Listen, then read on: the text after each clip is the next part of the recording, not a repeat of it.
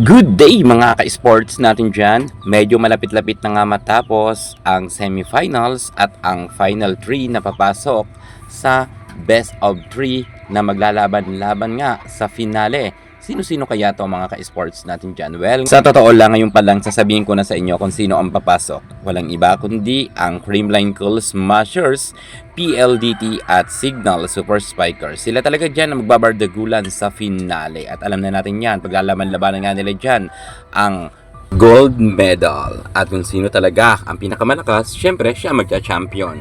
At yung mga maiiwan naman, silver medal at bronze medal. Ngayon, kailan ba ang laban? Marami na kasi sa akin mga nagtatanong kung kailan raw ang finale at kailan raw ang laban ng final rounds at kung ano ba ang date nito at saan gaganapin ang venue para makapanood nga ang ating mga masugid na manonood ng volleyball. Kaya't ngayon panoorin nyo ang ating vlog hanggang sa dulo dahil alam natin na marami talagang mga nag-aabang nito dahil yung mga nag-PPM nga sa akin, tinatanong na nga nila. Kaya gumawa tayo ng vlog na ito para may idea na kayo kung kailan ang laban ng final round. At para makapaghanda rin kayo, syempre medyo may kamahalan rin kahit papaano ang ticket at alam naman natin na nagsitaasan na ngayon ang mga presyo ng bawat bilihin at lalo na ang gasolina at pamasahe. Lalo na kung medyo malayo kayo sa Manila. Kaya't ngayon, para makapag-ipon-ipon na kayo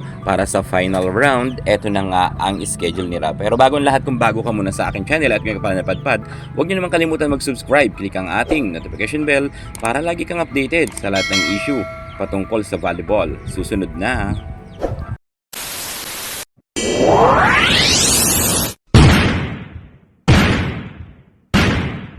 Tunay na lakas ng bawat manlalaro muling susubukin para sa final round. Ito talaga ang pinakaaabangan ng lahat dahil ito ang tunay na laban. Lalo't dito natin masisilip kung sino talaga ang magcha-champion. Sino ang papasok para sa Battle for Gold at sino magkakaroon ng silver medal at bronze medal. Well, patunay lamang to na ang mga natirang apat na team, sila talaga yung masasabi natin malakas dahil marami talaga silang pinagdaanan, lalo na ang Creamline Cool Smashers.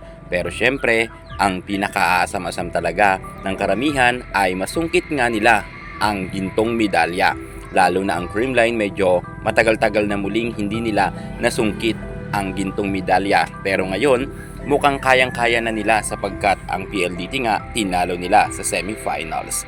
Pero pagdating sa final round, makaisa umuli kaya ang Creamline at sila kaya ang magtagumpay sa kanilang laban bukas para sa Signal? Well, kampante ako na si CS ang magwawagi kontra sa Signal Super Spikers. Ngunit, eto na nga ang schedule. Matagal-tagal pa to pero kinakailangan paghandaan na ninyo para magkaroon na kayo ng mga budget kasi medyo talagang may kamahalan rin kahit paano ang ticket at ang pamasahin yan, sabi ko sa inyo, di ba?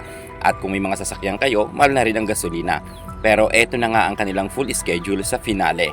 Eto na po yung final round Tuesday po yan sa April 21 sa Smart Araneta Coliseum dyan. Kaya sa mga medyo malayo-layo dyan, bibiyahe pa talaga kayo. At ang second game nga nila ay sa April 23, Smart Araneta Coliseum pa rin yan. At hopefully, kapag meron dyan talagang nagtay, ay meron pang laban sa April 28 sa Smart Araneta Coliseum pa rin yan.